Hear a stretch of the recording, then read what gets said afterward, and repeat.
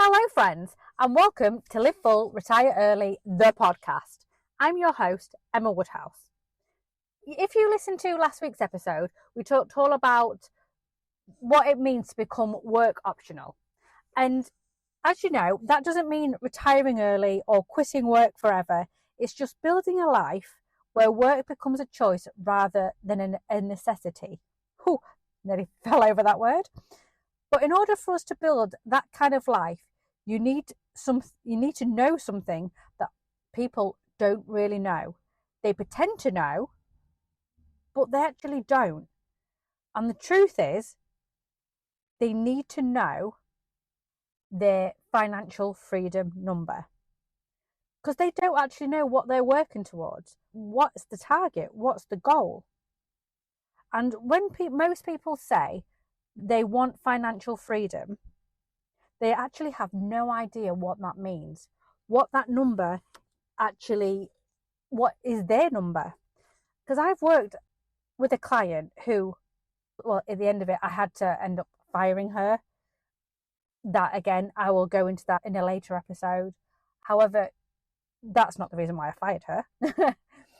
But whenever I said, okay, what's the end goal of your business? What do you want? Like, she had a job, she was spinning a lot of plates, and she just wanted lots of money. And before we could, in a way, move forward, we had to get clear on what lots of money meant. Because a lot of money to me might be nothing to you, and vice versa. Like, how much is enough? What is enough? What is plenty? And what is like a mind-blowing, oh my God, amount? And she had no idea. And I think a lot of people don't really know when they say, oh, I want a lot of money. I think whenever all the conversations, in the communities, different, just conversations I've had with people, they just don't know what that means. I mean, not like they don't know what it means, but they've never actually sat down with a pen and paper, for example, or on the computer. I'm old school. I like a pen and paper. Or they've got a spreadsheet, or they've looked at their budget. No one knows how much is coming in and how much is going out. So they don't really know how much money is enough. It's just a vague, I want more money number, and that is not a number. So in this episode, we're going to get practical. So you might want to have a pen and paper or a spreadsheet to hand. So what is a freedom number? Your freedom number is the amount of monthly income required for your life to function comfortably without you relying on one job. It's not your dream lifestyle, and it's not the fantasy version of life. It's simply the number where all your bills are covered, your basic lifestyle works, and your life would adjust rather than collapse if your main income disappeared, which we kind of touched upon in the last episode. So in other words, it's the point where your life stops feeling fragile. And for some people, that number is far lower than they imagine. Because when we picture financial freedom, we often imagine something extreme. Luxury houses, boats, unlimited travel, and never working again. Which, I'll be honest, that is the thing that I think comes to mind. When I think about retiring, for example, that's what I have in my head. But realistically, the version of financial freedom that actually changes people's lives is much far simpler. It's stability. So why do most people never calculate this? And it's one of the most interesting things I've noticed when talking to people about this. Very few people know exactly how much their actual life costs them. They have some vague, rough idea, but they haven't actually sat down and looked at the numbers clearly. And for some, that is a very uncomfortable thing to have to do. It means being honest with ourselves. People don't like being honest with themselves. And you're holding yourself accountable, because it forces us to confront things like spending habits, lifestyle choices, debt, and financial blind spots. And so many people avoid doing this exercise entirely because it is so uncomfortable. But the moment you do the maths, something really powerful happens. I know when I sat down and did this many years ago, I was actually quite relieved, because it takes the pressure off. Because not knowing is really stressful, because it's like, and picture yourself on a treadmill. You're going at a certain speed, you're having a nice little jog, and then you become aware of this thing called financial freedom, and you think, oh my God, I'm never going to be financially free. I'm going to need millions for that. And honestly, unless that you maybe Jeff Bezos, you're not going to need that much money.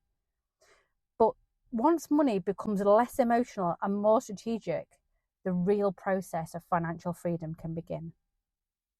Imagine if you've done your number, you sit down right now, you've done your number, and then you think, I don't have to work anymore. Imagine not having to wake up tomorrow morning, your alarm goes off at 6 a.m. and think, oh, not another day. So let's take it in like stages.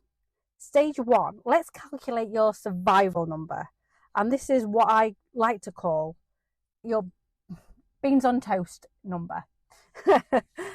And by that I mean, it's like the minimum your life requires to run each month. No luxury, no comforts, just survival. And that includes things like housing, utilities, food, transport, insurance, basic living costs. And when you add these up, you get the number required for your life to continue functioning. And for many people, this number is actually manageable. And knowing it gives you something really, really valuable. And that's clarity. So just to go back to that point, grab a pen and paper, write a list of all the things like your rent or your mortgage, utilities like council tax, gas and electric, water, your grocery budget, you need to eat, not like steak and lobster every night, but food can you budget for and, have a full belly, we're not starving ourselves. Transport costs, like to run a car, your basic transport costs. So your fuel, insurance, road tax, if you have any. And also in the insurance category, yes, there's the car insurance, but there's also your home insurance. So there's that to consider as well. Once you have that number, write it down. Step 2 is your stability number. And this is a number that covers your actual life, not just survival. And it includes things like your full housing costs, your full food and grocery budget, all transport costs, like insurance, subscriptions, even the subscriptions like Netflix, Amazon Prime, Disney Plus, Apple, ChatGPT. I have all those subscriptions. Am I outing myself right now? Any savings contributions, and that includes your pensions as well. I mean, in America, is it called your 401k? I'll be honest, I don't fully get that. But here in the UK, we have pensions, any savings that you've got going out. Taking all of that into consideration, and this is the number where your life feels stable rather than stressful. Because remember, all your bills are paid, your lifestyle works, and you're not constantly worried about money. And for some people, this is the number that truly matters, because once this number is covered reliably, your life starts to feel much calmer. When you can breathe, you think, okay, we're good, it's okay. And that's when you can make decisions. You're not on fight or flight mode. So now on another page, write all the things like your full housing costs, your full grocery budget, transport, insurance. If you have any questions regarding this podcast, again, like every episode, there's a companion post coming out on Thursday that will accompany this podcast episode, where I go into it a bit deeper. You can come and have a chat with me, comment on the post, and we can start a conversation about it. Because this is the thing with just regular podcast episode. We can't have a two-way chat. And that is the place that I'm creating for us to just start talking. Let's meet like-minded people. You're not in this alone. We're in it together. So head over there. I'll leave the link in the show notes for the Substack. It's currently free. Nothing's hidden currently behind a paywall. I just want to create that community that is safe. There's no stupid questions. If you don't ask the questions, we don't learn, we don't grow. So head on over there, and I can't wait to see you there. So stage 3, this is your actual freedom number. And this is the number where you've really tuned in. I know that. And this is the level of monthly income to run your life without relying on one job, which I know I kind of said that in stage 1, but this also, it's not just one salary, one source of income. This income might come from investments, property, a business, a side project, skills that generate income flexibly, or a combination of several things. The exact structure really doesn't matter, because you can have a few £100 from investments, a few £100 from property, a business. A lot of people nowadays have side hustles because we all know how risky it is just to rely on one income.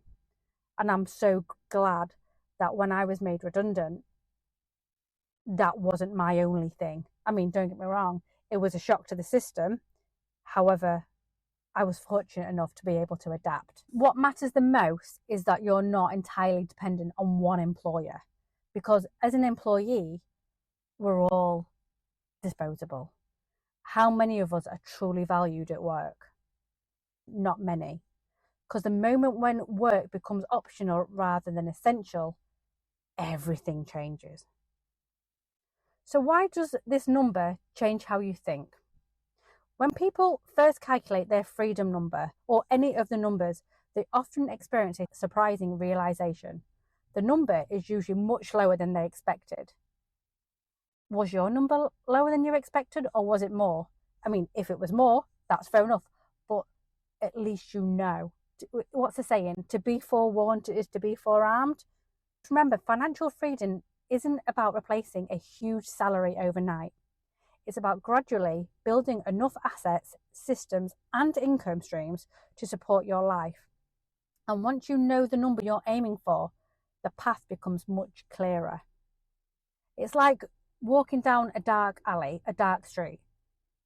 If there's no lights, that dark alley is going to be quite scary. I wouldn't want to go down that dark alley. I definitely wouldn't, especially as a woman. You know, you're going to be afraid. You're going to feel very vulnerable.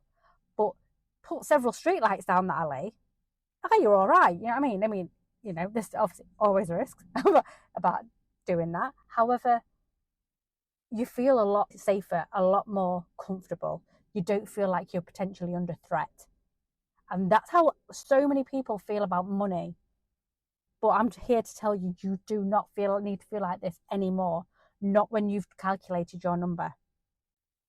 So instead of chasing random opportunities or financial hacks, again, I'll mention this all the time, don't just purely listen to things you hear on YouTube, these random quips, these random tips. If you hear someone on YouTube say, oh, I made all this money, blah, blah, blah, doing this, like, don't believe everything you see on the internet. You decide if that's true for you, because what works for one person, I can guarantee won't work for another, because no one's situation is the same. And I found that especially when working with clients, you know, like my coaching services, they're all bespoke. There's no one size that fits all, because we're all unique, we're all individuals. And one strategy is not for everybody. So when you start building your money, your life deliberately, each decision becomes part of a larger strategy.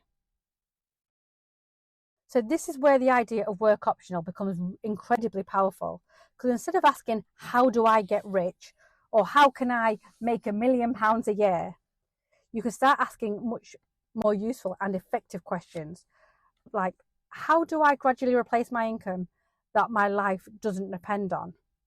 And that replacement might happen to be investments, property, skills, a business, on multiple income streams, because ultimately we do need more than one source of income. We do need multiple income streams, but the principle always stays the same. Every asset you build reduces the amount of your life that it depends on one income, and every step in that direction makes you and your life less fragile. There's also a psychological shift that happens when you know your financial freedom number. Uncertainty disappears.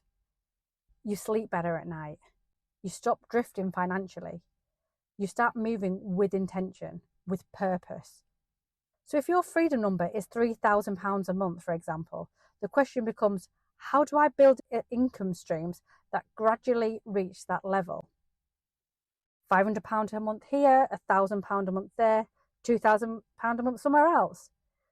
Each step reduces dependency. Each step increases optionality. And over time, the structure of your life changes, even when you don't realise it.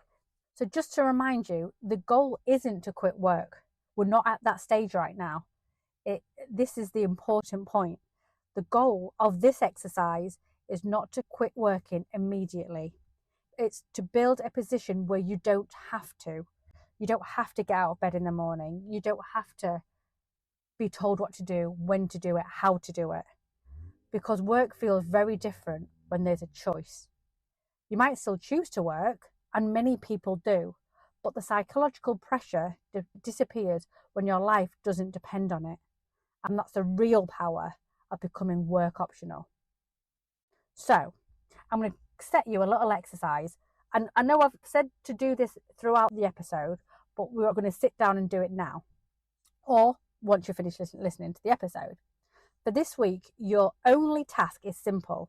Sit down and calculate the 3 numbers. That's your survival number, the stability number, and your freedom number, and write them down.